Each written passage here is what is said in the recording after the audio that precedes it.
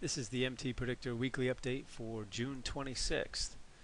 So today I want to take a look at the Dow, the dollar, Goldman, and gold.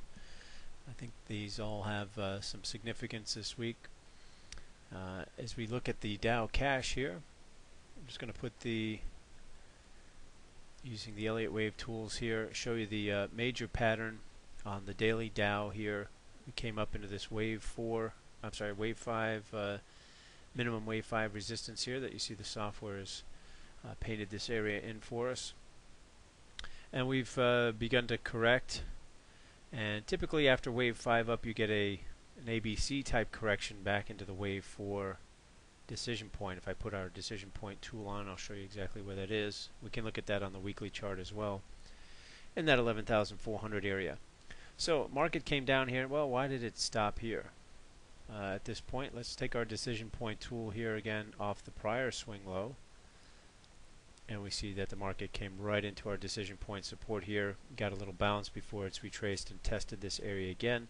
Now if we take out this low here, then maybe we start edging our way back down to this 11,400 area, this DP off the wave 4 swing. We'll see.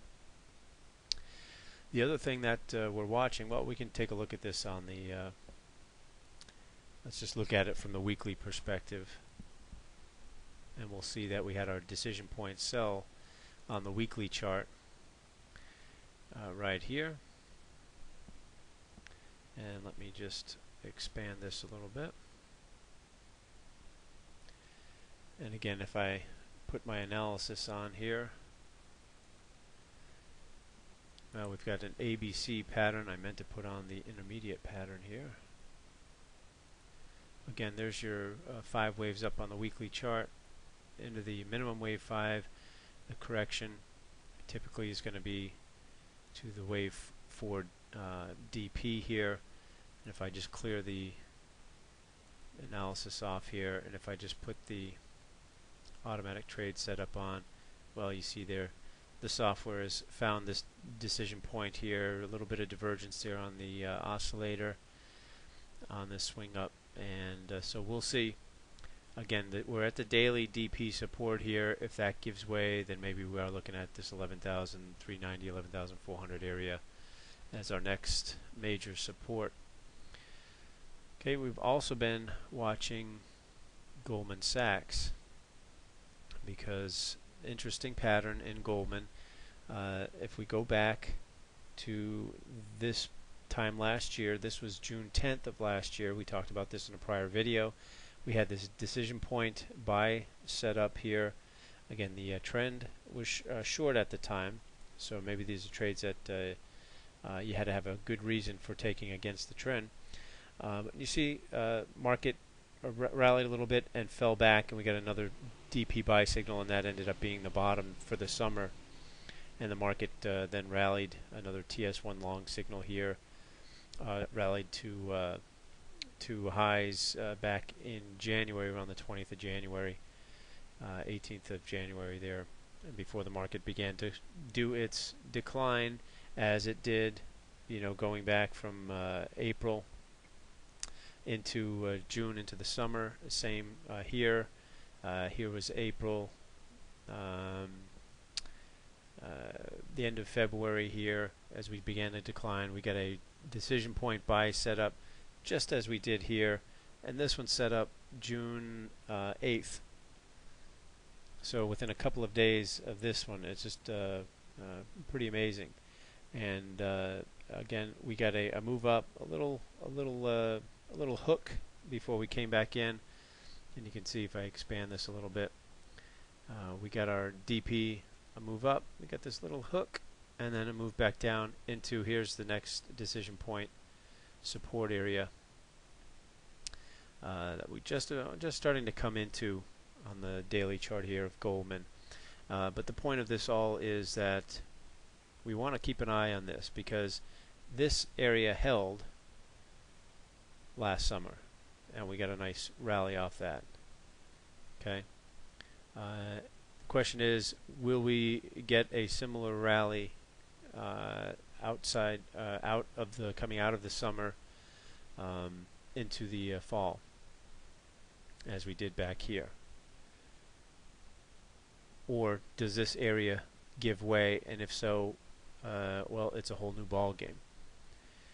This $125, $130 area in Goldman gives way, then we've got some room to the downside to move here. So we want to keep an eye on that.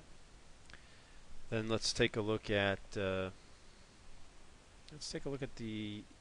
U.S. dollar here first. Here's the dollar index. So what we had on the dollar index, I'm going to clear this off here.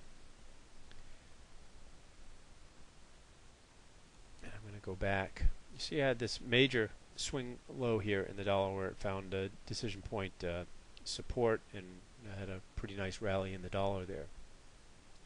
If I take my decision point tool here off of that swing low, you see it paints this area in here, and boom, we came right into that major decision point support area. We rallied here, we've pulled back, almost a little ABC type correction going on here. If I put the analysis on the, let's take a look at the major swing here. The software is seeing this wave 2 or B support area, and if I enlarge this for us, so let's project up wave 3. If this wave 2 or B holds, we should expect potentially, because we're at major support here, we could potentially be looking at a wave 3 up. So let's just take a look at wave 3 again using the software's tools here. I'm going to project up wave 3, and I do need to, let's see, let me hit that again just in case I missed. I need to make 3 clicks on the chart. Click once down here at the support, the next swing here, and finally 3. Okay, as you see, there's our typical wave 3 target there. That would put the dollar up around 79.20, that area, and so we'll see. And that relates to our what we want to take a look at on gold. If the dollar is rallying, and we can take a look at gold and see, you know, what is gold doing? What might gold do? Let's look for gold. Here we go. Here's the chart of gold.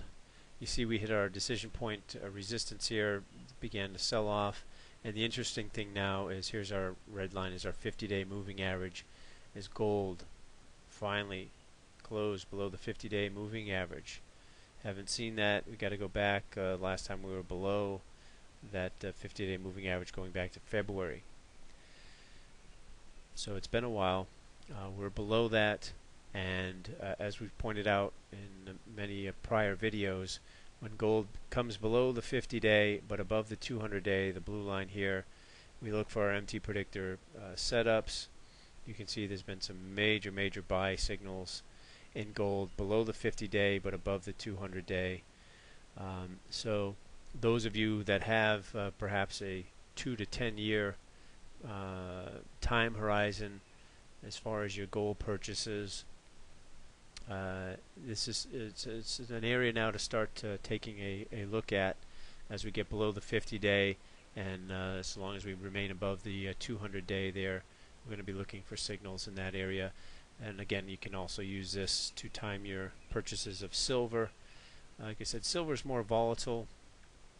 So silver already trading between its 200-day and its 50-day, but silver is more volatile and it will violate its 200-day moving average, whereas gold tends not to do that. It hasn't done it in a couple of years anyway.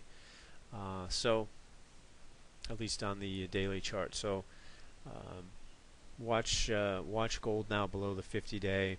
Watch that dollar. If that dollar, as you know, things unfold overseas with Greece and so forth, that people may come back into the dollar, and we'll see. You know, over time, though, if you're a gold or silver buyer, you're expecting the fact that you know, we're on a fiat currency, and typically, if you go through history, that never ends well with the fiat currency, and we've got the whole world on a fiat currency at this point. So The question of raising the debt ceiling will be raised because they cannot create more money without creating the debt. So it's going to happen, and so keep those things in mind. This is a longer term picture that we're looking at here.